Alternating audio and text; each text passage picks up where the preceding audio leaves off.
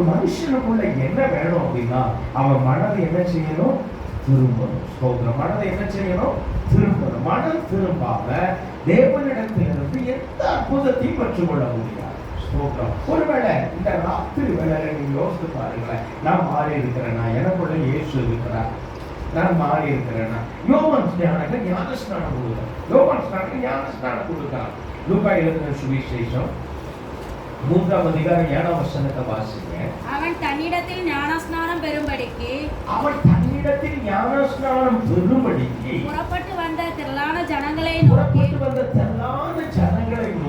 விரியன் பாம்பு குட்டிகளே வரும் கோபத்துக்கு தப்பித்துக் கொள்ள உங்களுக்கு வகை காட்டினவன் யார்?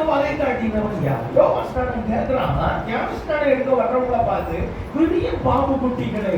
அப்ப உண்மையான அர்த்தம் என்னன்னா, விஷம் நிறைஞ்ச மனுஷர்களே, உங்களுக்கு யார் தப்பிக்க வழி? ஒருவேளை நாம் ராத்திரி வேளையில ஒரு புதிய ஆண்டுக்குள்ள போக போறோம்.